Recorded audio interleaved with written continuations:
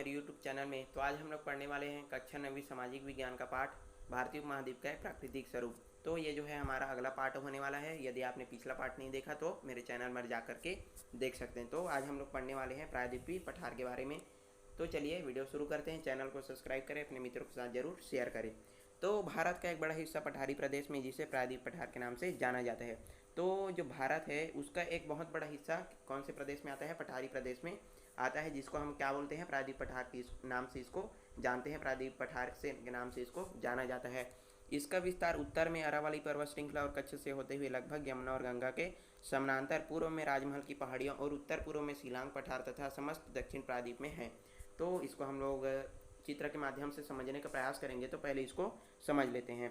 तो इसका विस्तार कहाँ कहाँ है इसमें बताया गया है। तो उत्तर पश्चिम में यदि हम देखें तो अरावली पर्वत श्रृंखला, कच्छ से होते हुए लगभग यमुना और गंगा के समानांतर राजमहल की पहाड़ियाँ और उत्तर पूर्व में शिलांग पर्वत तथा समस्त दक्षिणी प्रायद्वीप पठार के अंतर्गत ये जो है आता है। तो वास्तव में भूवैज्ञानिक संरचना की दृष्टि से पठार के कुछ हिस्सा उत्तर में सिंधु और गंगा के अवसादों से नीचे दबा हुआ है। तो जो भूवैज्ञानिकों के दृष्टि से हम लोग देखते हैं तो ये लोग बताते हैं कि उत्तर का कुछ हिस्सा यानी कि प्रायद्वीप पठार का जो उत्तरी हिस्सा है, उत्तर का कुछ हिस्सा वो सिंधु और गंगा के लाए गए अवसादों के नीचे क्या हो गया है? दबा हुआ है, यानी कि दब गया है। और कहीं कहीं इस प्राचीन पठार के हिस्से मैदानी इलाकों में भी देखने को मिलता है। तो इनका जो हिस्सा है वो मैदानी इलाकों में भी हमको देखने को मिल जाता है। तो खास करके ये जो पठार है वो पर्वतीय इलाकों में जो है पाए जाते हैं, तो पठारी इलाकों में पाए जाते हैं। तो इसका कुछ हिस्सा हमको मैदानी इलाकों में भी हम देख सकते हैं, देखने को मिलता है।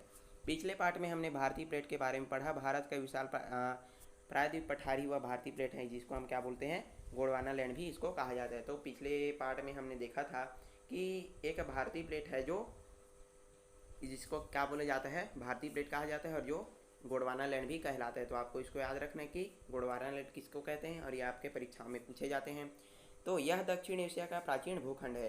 तो ये जो गोंडवाना लैंड है वो दक्षिण एशिया का प्राचीन भूखंड है, प्राचीन भाग है, और इसका विस्तार 16 लाख वर्ग किलोमीटर है। तो आप देख सकते हैं कि कितना बड़ा ये जो क्षेत्र है वो है, 16 लाख वर्ग किलोमीटर। तो आपको इसको याद रखना है।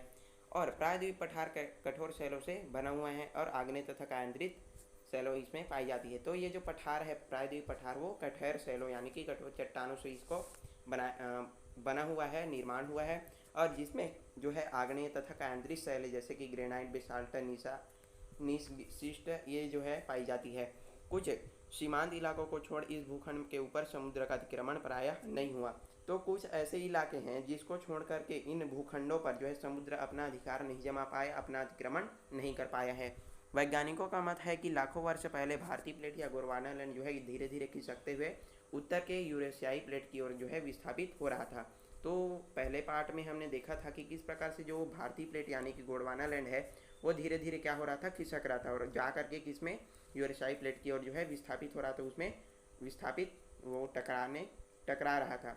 तो जब यह वर्तमान स्थिति में पहुंचा तो इसमें क्या ये जो पश्चिमी भाग है वो धंस गया, यानी कि अवतलन हो गया। तो यहाँ आज जो है हम देखते हैं कि कौन सा सागर है, तो वह है अरब सागर। तो जैसे जैसे ये जो गोंडवाना लैंड है धीरे धीरे खिसक रहा था किसकी ओर? उत्तर के यूरेशियाई प्लेट की ओर। तो अब यहाँ वर्तमान में हम लोग देखते हैं कि इसका जो पश्चिमी भाग है वो क्या हो गया है? धंस गया है, और जहाँ आज क्या है? अरब सागर है। भू अवतलन के कारण समस्त प्रायद्वीप पठार का ऊंचा स्वरूप बना, जिस पर सदियों से कटाव की प्रक्रिया अपरदन यानी कि धरातली स्वरूप का निर्माण कर रही है। तो जो भू अवतलन है, जो धंसा हुआ भाग है, उसमें समस्त प्रायद्वीप पठार का ऊंचा स्वरूप जो है बना हुआ है, और इस पर क्या हो रहा है? सदियों से कटाव यानी कि अपरदन की प्रक्रिया जो है चल रही है, जिसके कारण जो है धरातली स्वरूप का निर्माण हो रहा है। जहाँ की चट्टानें अपेक्षाकृत मुलायम थी वहाँ कटाव अधिक हुआ और कठोर चट्टानें कम अपरदित हुई। स्वाभाविक सी बात है कि जो चट्टान जो है मुलायम थी वहाँ पर कटाव अधिक होगा, और जो चट्टान क्या थी? कठोर थी, वहाँ पर कटाव जो है कम होगा। तो लाखों वर्ष चली आ रही इस प्रक्रिया को पूरी तरह समतल धरती का निर्माण न करके ऊंचा नीचा धरातल का निर्माण किया। तो ये जो अपरदन की प्रक्रिया है यानी कि जो कटाव की प्रक्रिया है वो बहुत अधिक वर्षों से जो है चली आ रही है, और ये जो प्रक्रिया है वो आज भी चल रही है। तो इनके कारण जो है समतल धरातल का निर्माण होकर के ऊंचा नीचा धरातल का क्या हुआ? निर्माण होने लगा। यहाँ के अधिकतर पहाड़ कठोर चट्टानों के अवशेष हैं जिन पर आज भी अपरदन कार्य हो रहा है। मैंने आपको पहले भी बताया कि यह जो अपरदन है यानी कि जो कटाव है वो आज भी यहाँ के कठोर चट्टानों में हो रहा है, और यह जो चट्टानें हैं वो बहुत ही कठोर हैं और कठोर शैलों से ये जो है बना हुआ है, आग्नेय तथा केंद्रित शैलों से। तो आप अगर ध्यान से देखेंगे कि पाएंगे कि इन पहाड़ियों के ऊपर का भाग हिमालय के पर्वत की तरह नुकीले नहीं वरन गोलाकार हैं। तो यदि आप इसको ध्यान से देखेंगे कि जिस प्रकार से जो हमारा हिमालय पर्वत है तो उसका जो ऊपरी भाग है वो नुकीला है, लेकिन जो प्रायद्वीप पठार आपको देखेंगे तो ये जो है कुछ गोलाकार जैसा दिखाई देता है। तो चलिए आगे बढ़ते हैं। तो इसमें देख सकते हैं कि कौन कौन सा पठार आपको देखने को मिलता है। तो ये हो गया छोटा नागपुर का पठार, और ये जो आपका अरावली पर्वत श्रृंखला, मालवा पठार, ये विंध्य श्रेणी, सतपुड़ा श्रेणी, महादेव पठार, अजंता श्रेणी। अब इस प्रकार से जो है इसमें श्रेणियाँ दी गई है। ये जो आपका मैकाल श्रेणी हो गया, तो आप जो है चित्र में देख सकते हैं, समझ सकते हैं। पठार के सीमांत पट्टियाँ पर ऊंचे पहाड़ तथा पर्वत पठार देखे जा सकते हैं, जैसे सह्याद्री और अरावली पर्वत श्रृंखला। तो ये जो बताया गया है कि जो पठार हैं उसमें ऊंचे पहाड़ तथा अपर्दित पठार आपको देखने को मिलेंगे। जैसे कि ये जो पहाड़ हैं तो कहीं कहीं पर ये जो है ऊंचे हैं और क्या हैं, अपर्दित भी हैं, तो आपको इसको देखने को मिल सकते हैं। और इसका उदाहरण क्या है, सह्याद्री और अरावली पर्वत श्रृंखला। तो हमने पहले भी देखा कि ये हो गया आपका अरावली पर्वत श्रृंखला। तो इस प्रकार से ये जो पठार है वो अपर्दित भी है और कहीं कहीं पर ऊंचे भी हैं। तो भूगर्भीय हलचलों के कारण पठार में कहीं कहीं भ्रंश या दरार उत्पन्न हो गई। ऐसे भ्रंश से उत्पन्न घाटी में नर्मदा और ताप्ती नदियाँ प्रवाहित हो रही है। तो इसमें जब भूगर्भिक हलचल होती है तो कहीं कहीं पर भ्रंश या दरार उत्पन्न हो जाती है। तो भ्रंश और दरार एक ही है, आपको इसको याद रखना है, कन्फ्यूज नहीं होना है। तो जब ऐसे भ्रंश से उत्पन्न घाटी से नर्मदा और ताप्ती नदियाँ जो है प्रवाहित हो रही है, वहाँ से बह रही है, तो जब जो है पठार में दरार उत्पन्न हो जाती है तो वहाँ से जो है नदियाँ प्रवाहित होने लगती है। आप देखे होंगे कि इस प्रकार से जो है एक पर्वत हो गया, ये जो है एक दूसरा पर्वत हो गया, तो इसके बीच से जो है नदियाँ प्रवाहित होती है। तो इसी को बताया गया है कि जो प्रायद्वीप पठार में जो है ये जो है आपका, इसको मान लेते हैं आप जो है दरार मान लेते हैं, और ये फिर से हो गया एक पर्वत। तो इन्हीं जो दरारों से जो है नदियाँ जो है प्रवाहित हो रही, तो आपको इसको समझना है। तो हिमालय के निर्माण के समय जब प्रायद्वीप पठार अस्थिर था, लेकिन जिसके कारण धरातल पर दरारें बन गई और कुछ क्षेत्र ऊपर उठ गए। तो जब हिमालय पर्वत का निर्माण हो रहा था तो जो प्रायद्वीप पठार है वो अस्थिर था, यानी अस्थिर था, जिसके कारण जो धरातलें थी वो उनमें दरारें बन गई। पालनी और नीलगिरी पहाड़ियाँ इनके उदाहरण हैं। तो आप देख सकते हैं कि जो नीलगिरी और जो पालनी है वो इनके जो है उदाहरण आपको देखने को मिल सकते हैं, जिनमें दरारें उत्पन्न हुई है। दक्कन का लावा क्षेत्र, जिसे काली मिट्टी का प्रदेश भी कहते हैं, ज्वालामुखी के निकलने और लावा के जमाव से बना हुआ है। तो जो दक्कन का पठार है जिसको हम लोग क्या बोलते हैं, काली मिट्टी का प्रदेश भी इसको कहा जाता है। तो आपको इसको याद रखने की, दक्कन के पठार को, दक्कन का जो लावा क्षेत्र है उसको काली मिट्टी का प्रदेश भी कहते हैं। क्यों? क्योंकि ये जो है ज्वालामुखी से निकले लावा के जमाव से इसका निर्माण हुआ है। ज्वालामुखी जब फटा तो इससे जो बहने वाले लावा है उससे इसका क्या हुआ है, निर्माण हुआ है। तो इस कारण इसको क्या बोला जाता है, काली मिट्टी का इसको क्षेत्र प्रदेश बोला जाता है। तो प्रायद्वीप पठार का ढाल दक्षिण पूर्व की ओर है, इसलिए यहाँ प्रवाहित होने वाली अधिकांश नदियाँ पूर्व में बंगाल की खाड़ी में गिरती है। तो जो प्रायद्वीप पठार है उसका जो ढाल है वो कहाँ पर है, दक्षिण पूर्व की ओर है। इस कारण जितने भी नदियाँ इससे प्रवाहित होती है वो पूर्व में आकर के बंगाल की खाड़ी में गिर जाती है। चित्र में समझने का प्रयास करते हैं। तो ये हो गया आपका उत्तर, ये पश्चिम, ये दक्षिण, और ये हो गया आपका पूर्व।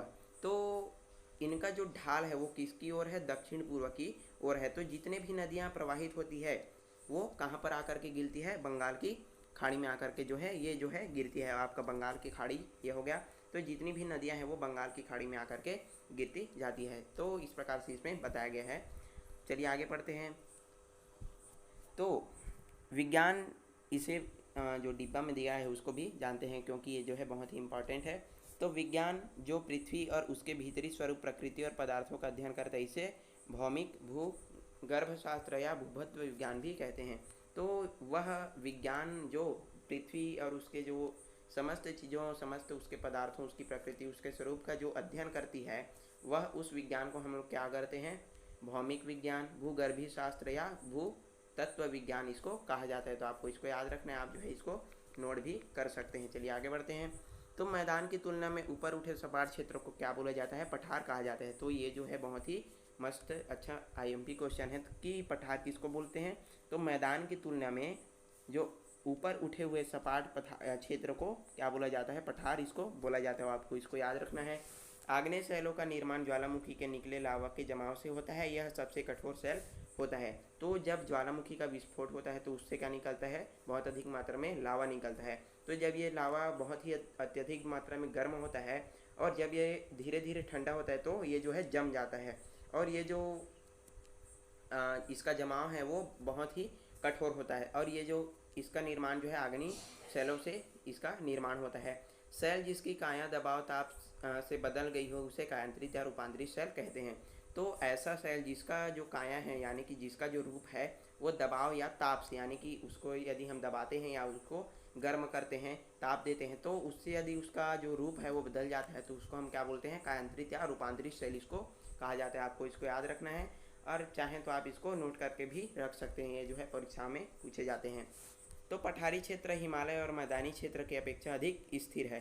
तो जो पठारी क्षेत्र है वो हिमालय और मैदानी क्षेत्र दोनों की अपेक्षा में क्या है? अधिक स्थिर है। लेकिन यहाँ कभी कभी भूकंप आए हैं, जैसे सन 1998 में महाराष्ट्र के लातूर का भूकंप तथा 1904 में आया भुज यानी कि गुजरात का भूकंप। तो यदि हम देखेंगे कि ये जो पठारी क्षेत्र हैं वो हिमालय और मैदानी क्षेत्रों की तुलना में क्या होता है? स्थिर होता है। लेकिन यहाँ जो है कभी कभी भूकंप भी आया है, जैसे कि सन 1998 में महाराष्ट्र के लातूर में और सन 1904 में भुज यानी कि गुजरात में जो है भूकंप आया है। तो आप जो है इसको याद रख सकते हैं। भारत के उस विशाल पठार का भौगोलिक अध्ययन, तो इसको हम जो है दो भागों में इसको विभाजित किया गया है। पहला है मध्यवर्ती उच्च भूमि और दक्कन का पठार। आप जो है नाम इसका सुने होंगे कि दक्कन का पठार, जहाँ पर जो है बहुत अधिक मात्रा में खनिज जो है पाया जाता है। तो पहले हम लोग पढ़ने वाले हैं मध्यवर्ती उच्च भूमि, उसके बाद सेकंड नंबर में हम लोग देखने वाले हैं दक्कन के पठार के बारे में। तो पहला आपका आता है मध्यवर्ती उच्च भूमि। तो मध्यवर्ती उच्च भूमि विंध्याचल श्रेणी के उत्तर में है। तो देख सकते हैं, तो आप इसको जो है मैप में देख सकते हैं। चलिए आगे बढ़ते हैं। और इसके उत्तर पश्चिम छोर में अरावली पर्वत श्रृंखला है। चलिए यहाँ पर देखने का प्रयास करते हैं कि ये जो मध्यवर्ती उच्च भूमि है वहाँ का पठार जो है इसके उत्तर ये जो आपका विंध्य श्रेणी हो गया और इसके उत्तर में हम लोग देखेंगे तो ये हो गया आपका अरावली पर्वत श्रृंखला। तो यहाँ पर इसको बताया गया है। और विंध्याचल श्रेणी एवं अरावली के मध्य का मलावा पठार, उत्तर में बुंदेलखंड का पठार, पूर्व में बघेलखंड का तथा सुदूर पूर्व में छोटा नागपुर का पठार स्थित है।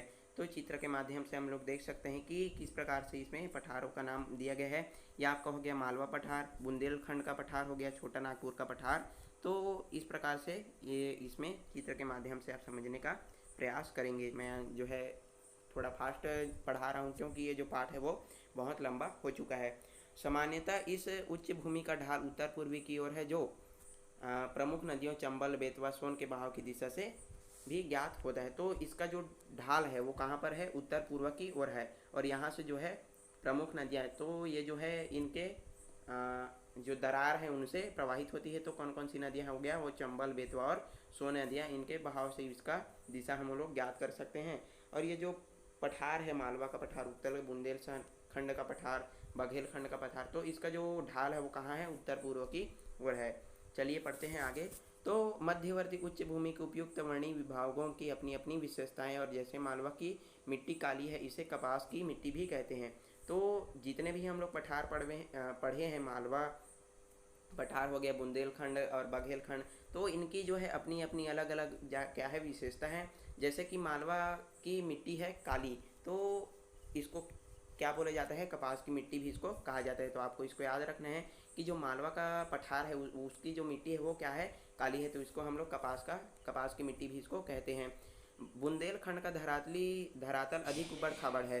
तो यदि हम बुंदेलखंड पठार का जो बात करें तो इसका जो धरातल है वो बहुत ही उबड़ खाबड़ है। इसके पश्चिम भाग में बीहड़ का दृश्य हमको देखने को मिलता है, यानी कि पूरा वीराना जो दृश्य हमको देखने को मिलता है। बघेलखंड के क्षेत्र में मुख्यतः पहाड़ियों से घिरा है। तो यदि वहीं हम बघेलखंड का जो पठार है उसका हम लोग बात करें तो ये जो क्षेत्र है वो इससे पहाड़ियों से जो है घिरा हुआ है। इसके बड़े भाग पर विंध्याचल तथा कैमूर श्रेणियों का विस्तार है। तो जो बघेलखंड है उसके बहुत बड़े भाग पर विंध्याचल और जो कैमूर श्रेणियां हैं उसका विस्तार है, और यहीं पर जो है छोटा नागपुर का पठार भी स्थित है। इसके उत्तर पूर्व में राजमहल पहाड़ियाँ, उत्तर में हजारीबाग और दक्षिण में कोल्हन की पहाड़ियाँ स्थित है। तो सबसे पहले यहाँ हम लोग पढ़ रहे हैं कि जो मध्यवर्ती उच्च भूमि के अंतर्गत जितने भी पठार आते हैं उनकी जो है अपनी अपनी अलग अलग विशेषता है। पहली विशेषता यह है कि जो मालवा का पठार है उसमें उसकी मिट्टी क्या है, काली है, और इसको हम लोग क्या बोलते हैं, कपास की मिट्टी कहते हैं। दूसरे नंबर पर आता है बुंदेलखंड, तो इसका जो पठार है और वहाँ का जो धरातल है वो क्या है, उबड़ खाबड़ है।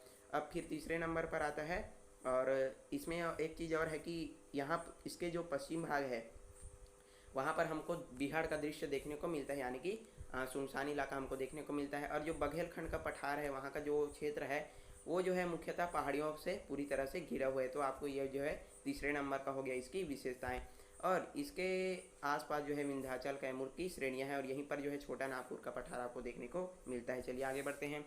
मध्यवर्ती उच्च भूमि के सभी भूखंडों में छोटा नागपुर का पठार खनिज की दृष्टि से सबसे धनी है। तो मैंने आपको पहले ही बताया कि जो छोटा नागपुर का पठार था वो खनिज की दृष्टि से काफ़ी क्या है, धनी है। यहाँ पर बहुत अधिक मात्रा में खनिज लौह है इसके इत्यादि जो है पाए जाते हैं।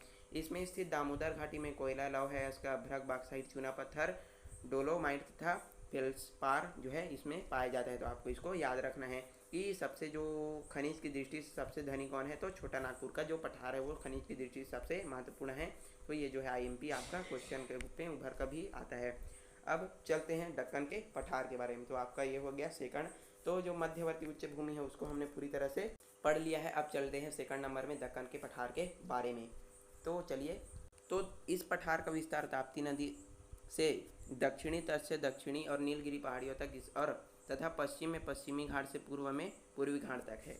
तो जो दक्कन का पठार है उसका विस्तार जो है हम लोग देखते हैं। तो इसका विस्तार जो है ताप्ती नदी के दक्षिण घाट से दक्षिण में नीलगिरी पहाड़ी, और पश्चिम में यदि हम देखते हैं कि पश्चिमी घाट से पूर्व में देखते हैं तो पूर्वी घाट तक इसका जो है विस्तार हुआ है। तो ये तो बहुत ही सरल है, आप जो है इसमें पूरी तरह आप देख सकते हैं। जैसे कि दक्षिणी तट हो गया तो ये दक्षिण हो गया, पश्चिम में पश्चिमी घाट हो गया, पूर्व हो गया तो ये पूर्वी घाट। तो आप इसको बड़ी ही सरलता से याद रख सकते हैं। तो इसका विस्तार कहाँ कहाँ है, यदि दक्षिण में देखें तो दक्षिण से होते हुए पूरी नीलगिरी पहाड़ियाँ तक जो है दक्कन का पठार का जो है विस्तार है। और पश्चिम में देखें तो पश्चिमी घाट तक, तथा पूर्व में देखें तो पूरा पूर्वी घाट तक जो है इसका विस्तार हमको देखने को मिलता है। तो दक्कन का पठार जो है बहुत ही इस विस्तार है, और इसका विस्तार 7 लाख वर्ग किलोमीटर क्षेत्र में है। तो जो है इसका विस्तार कहाँ है, 7 लाख वर्ग किलोमीटर क्षेत्र में इसका जो है विस्तार है। कौन, इसका दक्कन के पठार का।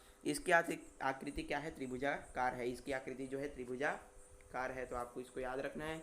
इसके अंतर्गत महाराष्ट्र, मध्य प्रदेश, छत्तीसगढ़, ओडिशा, आंध्र प्रदेश, तेलंगाना, कर्नाटक, तमिलनाडु तथा केरल राज्य पूर्णतः या अंशतः आते हैं। तो ये जितने भी राज्य आपको देखने को मिल रहे हैं वो पूरा तरह से दक्कन के पठार क्षेत्र के अंतर्गत जो है आता है। और इसका विस्तार आप पढ़े हैं कि 16 लाख वर्ग किलोमीटर इसका विस्तार है। तो जो दक्कन का पठार है वो इतने राज्यों पूरी तरह से इसको कवर करता है, पूरी तरह इनमें आता है। और इस त्रिभुज की 2 भुजा जो पूर्वी घाट से होकर गुजरती है, नीलगिरी से राजमहल पहाड़ियों को जोड़ती है। तो इसकी जो 2 भुजा हैं ये हम देखते हैं कि त्रिभुज की आकृति के समान है, इसका त्रिभुजाकार है। तो इसका जो त्रिभुज की एक भुजा है वो पूर्व में जो है पूर्वी घाट से होते हुए कहाँ जाती है, नीलगिरी और राजमहल की पहाड़ियों को जोड़ती है। और दूसरी भुजा सतपुड़ा पर्वत श्रृंखला, महादेव पहाड़ियाँ, मैकाल की पहाड़ियाँ जोड़ती है। और तीसरी जो भुजा है सह्याद्री पर्वत श्रृंखला पश्चिम में स्थित पर्वत श्रेणी पश्चिमी घाट भी कहते हैं। तो 3 भुजाएं हैं जो अलग अलग इसको जोड़ती है, तो आपको इसको याद रखना है। तो सह्याद्री पर्वत श्रेणी में कहीं कहीं ऊंचाई कम है। तो जो सह्याद्री पर्वत श्रेणी हम देखते हैं तो यहाँ जो है इस पठार पर जो है कहीं कहीं ऊंचाई हमको कम देखने को मिलती है। ऐसे कम ऊंचे और चौड़े भाग को हम क्या कहते हैं, घाट के नाम से जानते हैं। तो आपको इसको याद रखना है कि घाट किसे कहा जाता है, तो ऐसे कम ऊँचे और चौड़े भाग को, जहाँ ऊंचाई इसकी कम होती है तो कम ऊंचे और चौड़े भाग को हम जहाँ घाट के नाम से इसको जानते हैं। इन घाटों से पठारी तथा समुद्री क्षेत्रों के बीच आवागमन आसान होता है। तो जो घाट बने हुए उनसे पठारी तथा समुद्री तटीय क्षेत्रों के बीच जो है आने जाने का जो मार्ग है वो आसान हो जाता है, आवागमन जो है सुगम हो जाता है। उत्तर से दक्षिण क्रमशः थाल घाट भोर घाट तथा पाल घाट, ये ऐसे 3 घाट जो है प्रसिद्ध हैं। तो आपको इसको याद रखने की, जो दक्कन का पठार है वहाँ पर जो है 3 जो घाट हैं वो बहुत ही प्रसिद्ध हैं। पहले नंबर पर आता है थाल घाट, दूसरे नंबर पर भोर और तीसरे नंबर पर पाल घाट। तो ये जो तीनों घाट है आपको इसको याद रखना है। चलिए आगे बढ़ते हैं। पूर्वी घाट पूर्वी तट के समानांतर महानदी की घाटी से नीलगिरी की पहाड़ियाँ तथा 800 किलोमीटर की लंबाई में फैला हुआ है। तो जो पूर्वी घाट यानी और जो पूर्वी तट की समानांतर जो महानदी की घाटी है वो नीलगिरी पहाड़ियों से होते हुए कम से कम जो है 800 किलोमीटर तक जो है इसका विस्तार है, ये जो है फैला हुआ है। पश्चिमी घाट एवं पूर्वी घाट दक्षिण में नीलगिरी की पहाड़ियों पर मिल गई है। तो जो पश्चिमी और जो पूर्वी घाट की यदि हम बात करें तो ये जो है दक्षिण में जो है नीलगिरी की पहाड़ी पर मिल गई है। आप यदि आपको समझ में ना आए तो आप जो है मैप से इसको अच्छे से और समझ सकते हैं। महानदी गोदावरी, कृष्णा तथा कावेरी आदि नदियों पूर्वी घाट को काट कर पूर्व की ओर बढ़ते हुए बंगाल की खाड़ी में गिर जाती है। तो जितने भी यहाँ पर नदियाँ दिया गया है, महानदी, गोदावरी, कृष्णा, कावेरी आदि जो नदियाँ हैं वो पूर्वी घाट तो जो को काटते हुए पूर्व की और बहते हुए जो है बंगाल की खाड़ी में मिल जाती है। क्यों? क्योंकि जो इसका ढाल है वो कहाँ पर है, बंगाल की खाड़ी की ओर है और ये उपजाऊ डेल्टाई मैदान में रचना करती है। तो और ये जो है डेल्टाई मैदान का क्या करती है, निर्माण करती है और जो कि बहुत ही उपजाऊ होता है। प्रायद्वीप पठार का उत्तरी भाग छत्तीसगढ़ के बेसिन के नाम से जाना जाता है। तो जो प्रायद्वीप पठार का जो उत्तरी भाग, उत्तर पूर्वी भाग है, सॉरी मैंने उत्तरी भाग बोल दिया था, तो जो उत्तर पूर्वी भाग है वो छत्तीसगढ़ के बेसिन के नाम से जाना जाता है। तो आपको इसको याद रखना है। इस बेसिन का ढाल पूर्व की ओर है, यह महानदी का जल प्रवाह क्षेत्र आता है। तो इसका जो ढाल है वो कहाँ किसकी ओर है, इस बेसिन का जो ढाल है वो कहाँ है, तो पूर्व की ओर है। और जो महानदी का प्रवाह क्षेत्र यानी कि महानदी के बहने की क्षेत्र है और नदियों के इस पर उपजाऊ मिट्टी बिछती है। तो जो नदियां हैं वो इस पर जो है उपजाऊ मिट्टी जो है बिछाती है। इसका उत्तर व उत्तर पूर्वी भाग पठारी है, जिसे स्थानीय रूप से जसपुर का पठार, धर्म जयगढ़ का पठार, रायगढ़ का पठार के नाम से जाना जाता है। तो ये जो नदियां हैं वो इस पर जो है उपजाऊ मिट्टी जो है बिछाती चली जाती है और इसका उत्तरी और पूर्वी भाग जो है पठारी है, जिसका स्थानीय रूप से जसपुर का पठार हो गया, धर्म जयगढ़ का पठार, रायगढ़ का पठार इत्यादि नाम से इसको जो है जाना जाता है।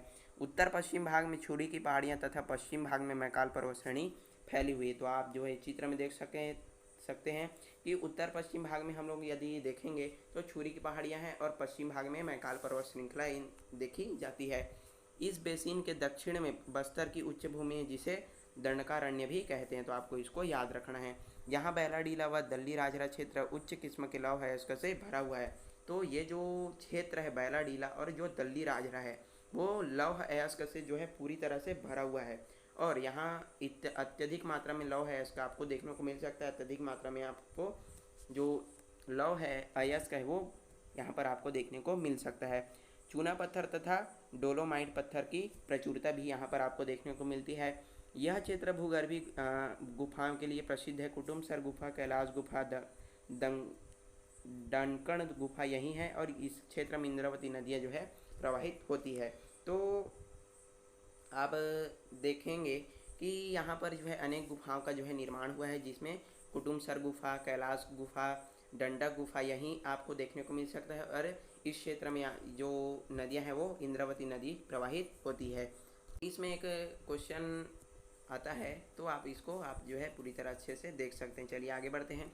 तो प्रायद्वीप पठार राजमहल की पहाड़ियों पर ही समाप्त नहीं होता, इसका विस्तार एक भाग उत्तर पूर्व तक फैला हुआ। स्थानीय रूप से यह शिलांग का पठार, कार्बी एंगलांग पठार तथा उत्तर कचार पहाड़ी के नाम से इसको जाना जाता है। तो जो प्रायद्वीप पठार है उसका जो विस्तार है वो राजमहल की पहाड़ियों पर ही समाप्त नहीं होता, यानी कि इसका विस्तार वो आगे भी है। और इसका विस्तार यदि उत्तर पूर्व की हम लोग देखेंगे, इसको बात करेंगे तो ये जो है शिलांग के पठार, कार्बी एंगलांग पठार तथा उत्तर कचार पहाड़ी के नाम से इसको हम लोग जानते हैं, इसको जाना जाता है। एक भ्रंश के द्वारा छोटा नागपुर पठार अलग हो गया। तो एक दरार के कारण जो है छोटा नागपुर का पठार इससे अलग हो गया। इस पठार को मुख्य पठार से जोड़ने वाली चट्टानें गंगा के जड़ों से ढकी हुई है। तो इसको जो है मुख्य पठार से जोड़ने वाली जो चट्टानें वो गंगा के जड़ों यानी कि उनके द्वारा लाए गए अवसादों से ढक चुकी है। और मेघालय में पश्चिम से पूर्व की ओर 3 महत्वपूर्ण श्रृंखलाएं हैं, जैसे कि गारो, साखी और जयंतिया। तो आपको इनको याद रखना है कि जो मेघालय के पश्चिम से पूर्व की ओर ये जो 3 श्रृंखलाएं आपको देखने को मिलती है, पहला हो गया गारो और खासी, मैंने अलग बोल दिया था, और ये आपका खासी है, और ये जयंतिया है, जिस पर स्थित है मासीराम। तो ये जो मासीराम है वो विश्व का सर्वाधिक वर्षा वाला जो है स्थान है, तो आपको इसको याद रखना है। और ये जो लाइन है वो हर बार हर परीक्षा में जो है आपको पूछे जाएंगे, तो आपको इसको याद रखना है कि जो मासीराम है वो विश्व का सबसे सर्वाधिक वर्षा वाला स्थान है। चलिए आगे बढ़ते हैं। अब बात करते हैं दक्कन ट्रैप की। तो चलिए अब पढ़ते हैं हम लोग पठार में खनिज संपदा और उत्खनन। तो भारत का पठार प्राकृतिक संसाधनों से जो है भरा हुआ है। यहाँ विभिन्न प्रकार के खनिज पाए जाते हैं, जिसके कारण यहाँ उत्खनन और कई उद्योगों का विकास हुआ है। तो जो भारत का जो पठारी प्रदेश है, पठारी क्षेत्र है, वहाँ पर जो है प्राकृतिक संसाधन जो है प्रचुर मात्रा में पाए जाते हैं। यहाँ पर कोयला, लौह अयस्क, अभ्रक इत्यादि जो खनिज है वो प्रचुर मात्रा में आपको देखने को मिलते हैं, और जिसके कारण से जो है यहाँ पर उत्खनन और कई प्रकार के उद्योगों का विकास हुआ है। कई प्रकार के उद्योग आपको देखने को मिल सकते हैं। यह कहा जा सकता है कि भारत का अधिकतर खनिज पठारी प्रदेश से हमको प्राप्त होता है। तो ये जो हम कह सकते हैं कि जितना भी हमको खनिज प्राप्त होता है वो पठारी प्रदेश से हमको प्राप्त होता है। अब चलते हैं उत्खनन कैसे होता है, खदान मजदूर कैसे काम करते हैं, खदानों से जो खनिज निकलता है इसका क्या उपयोग होता है। तो इन सभी प्रश्नों का उत्तर हम लोग धीरे धीरे से पढ़ने वाले हैं कि किस प्रकार उत्खनन होता है, मजदूर कैसे काम करते हैं, खदानों से जो खनिज निकलता है उसका उपयोग कहाँ होता है। तो इसका जानने के लिए हमको एक खदान क्षेत्र का भ्रमण करना है। तो चलिए करते हैं। तो झारखंड के एक धनबाद जिले में कोयले की प्रमुख खदान है, जिसको झरिया कोयला क्षेत्र कहा जाता है। तो जो झारखंड है वहाँ पर धनबाद जिला में एक कोयले की खदान है, कोयला, तो इसको क्या बोला जाता है, झरिया कोयला क्षेत्र इसको कहा जाता है, इसका नाम है। तो यह जमीन के अंदर नीचे कोयले का विशाल भंडार है। तो यहाँ पर जो है जो धनबाद जिला का जो कोयला क्षेत्र है, खदान है, वहाँ पर जमीन के नीचे कोयले का क्या है, विशाल भंडार है। जमीन के अंदर कोयला निकालने के लिए जो है सुरंगें बनाई गई है, और इस खदान के मैनेजर ने बताया कि यहाँ जमीन में लंबी सुरंगें बिछा दी गई है। तो जमीन के अंदर से जब कोयला निकालने के लिए यहाँ पर जो है लंबी लंबी सुरंगें बिछाई गई है, आप जो है टीवी वगैरह में देखते होंगे। तो यहाँ के मैनेजर हैं, उन्होंने बताया कि ज़मीन से जो कोयला निकालने के लिए लंबी लंबी जो सुरंगें वहाँ पर बिछा दी गई है। यहाँ सैकड़ों मजदूर स्टील की टोपी पहनते हैं और कोयला निकालने का काम करते हैं। तो स्टील की टोपी क्यों पहनते हैं, क्योंकि ये जो कोयला है वो बहुत ही कठोर होता है, और इसको बचने के लिए ये जो मजदूर हैं स्टील की टोपी पहनते हैं। हम लोग डिटेल में और पढ़ेंगे। चलिए, तो मैनेजर ने कहा कि ये नीचे घनघोर अंधेरा होता है, इसलिए काम करने के लिए प्रकाश की आवश्यकता होती है। तो यहाँ जो नीचे है जो कोयला जो क्षेत्र है वहाँ पर जो ज़मीन के अंदर होता है, तो यहाँ पर जो है बहुत अधिक क्या होता है, घनघोर अंधेरा होता है, और इसमें काम करने के लिए प्रकाश यानी कि लाइट की आवश्यकता होती है। हमने देखा कि कुछ मजदूर हाथ में बैटरी चलित लैंप लिए हुए हैं, और कुछ की टोपी पर अगले हिस्से पर लैंप लगा दिया गया है। तो कुछ लोग क्या कर रहे हैं कि टॉर्च वगैरह यानी कि बैटरी चालित लैंप, तो इसको बोलते हैं टॉर्च, और कुछ लोगों की टोपी पर जो है लैंप लगा होता है। तो जिस प्रकार से जो है एक टोपी होता है इस प्रकार से, और यहाँ पर जो है लाइट लगा दिया जाता है। तो इसके बारे में यहाँ पर बताया गया है। कोयला निकालते हुए सुरंगों के ऊपर से पत्थर या चट्टान गिर सकते हैं, और इससे बचाव के लिए स्टील की टोपी पहनना आवश्यक होता है। तो इसकी स्टील की टोपी क्यों पहनते हैं, क्योंकि कोयला निकालते समय ये जो सुरंगें हैं उनके ऊपर से जो है पत्थर या चट्टान जो है गिर सकती है, और इससे बचाव है, तो इससे बचने के लिए जो है पहनना बहुत ही आवश्यक होता है। सुरंग की छत को गिरने से रोकने के लिए लकड़ी के और लोहे के खंभों का बीम लगा होता है। तो जो सुरंग की छतें हैं, मान लो ये हो गया आपका सुरंग हो गया, तो इनकी छतों को रोकने के लिए जो है गिरने से रोकने के लिए लकड़ी या लोहे का खंभा इसको लगाया जाता है, बीम लगा दिया जाता है।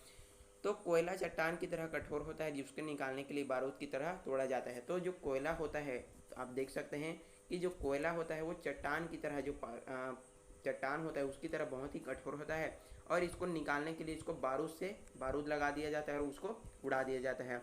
अब फिर टोकरियों में भरकर ट्राली के डिब्बों में भरा जाता है। ये ट्रालियाँ पटरी पर चलती है, और इनको शाफ्ट के रास्ते लोहे की चेन से खींचकर बाहर निकाल लिया जाता है। अब जैसे ही इसको ब्लास्ट करके बारूद को से इसको तोड़ दिया जाता है, और उसके बाद इसको पटरियाँ इस प्रकार के एक रेलगाड़ी जैसे वहाँ पर बिछा दिया जाता है पूरी तरह से, और उसको जो है लोहे की चैन से खींचकर इसको बाहर लिया जाता है।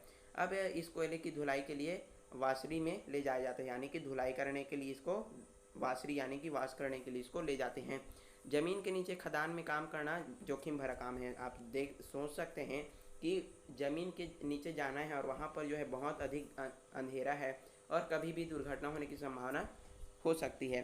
तो ये जो काम है वो बहुत ही जोखिम भरा काम होता है। खदानों में दुर्घटनाएं होती है। 1975 में धनबाद में इस कोयले क्षेत्र में स्थित चास नाला खदान में कोयले की दीवार गिर गई और अचानक वहाँ पर क्या आ गया, बाढ़ गया, जिससे जो 400 से अधिक मजदूर जो है डूब करके उनकी मृत्यु हो गई। तो बहुत ही दुखद बात है कि ये जो कार्य है वो बहुत ही जोखिम वाला कार्य है।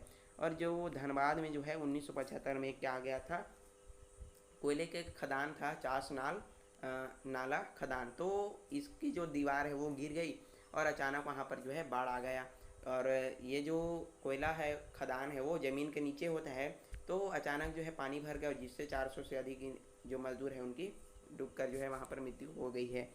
तो भारत में अंग्रेज़ों के शासनकाल में और स्वतंत्रता के लगभग 20 वर्ष के बाद तक खदानों को ठेकेदार और निजी कंपनियां चलाती थी।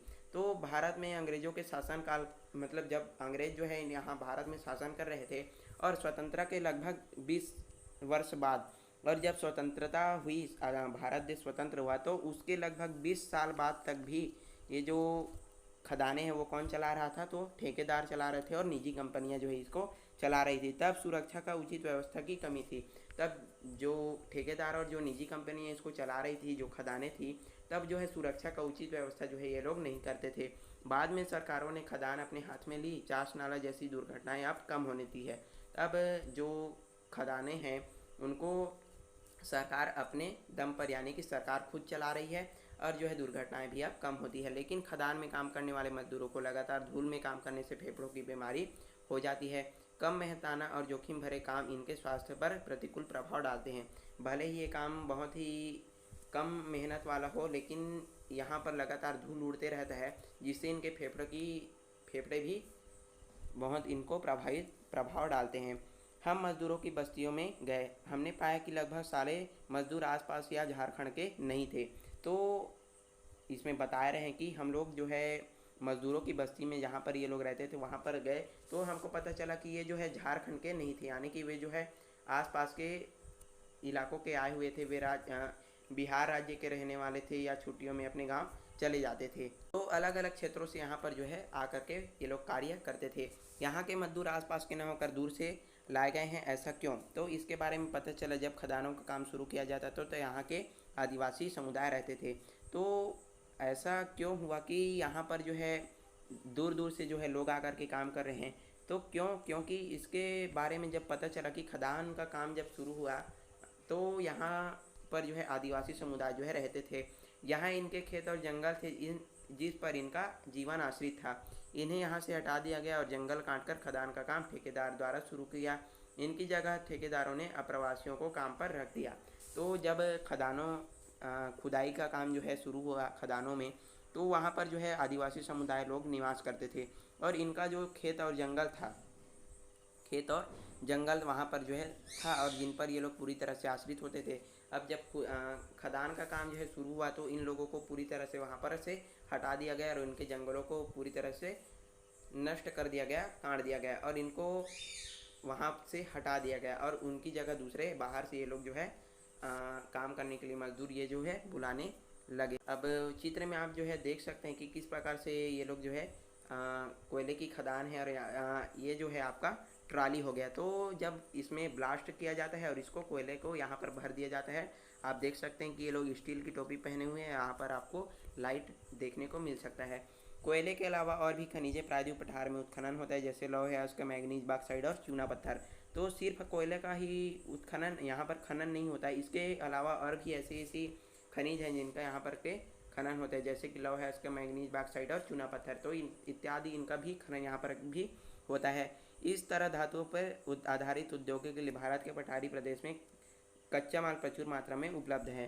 तो जितने भी उद्योग इस खनिजों पर आश्रित हैं तो उनके लिए जो भारत का पठारी प्रदेश है वहाँ पर जो कच्चा माल यानी कि जो लौह है अयस्क हैं यानी खनिज हैं वो पर्याप्त मात्रा में, प्रचुर मात्रा में हमको उपलब्ध हैं। उद्योग चलाने के लिए बिजली चाहिए, बिजली बनाने के लिए कोयला यहाँ आसानी से प्राप्त होता है। तो सर्वप्रथम बात यह है कि उद्योगों को चलाने के लिए, बड़े बड़े कारखाने हैं, उद्योग हैं, उनको चलाने के लिए क्या चाहिए? बिजली। और बिजली बनाने के लिए क्या चाहिए? कोयला। तो इनसे ये जो है हमको पूरी तरह से प्रचुर मात्रा में हमको देखने को मिल सकती है। यहाँ कोयले पर आधारित कई ताप बिजली घरों की स्थापना हुई है, साथ ही यहाँ बड़े बांधों से पन बिजली का भी उत्पादन होता है।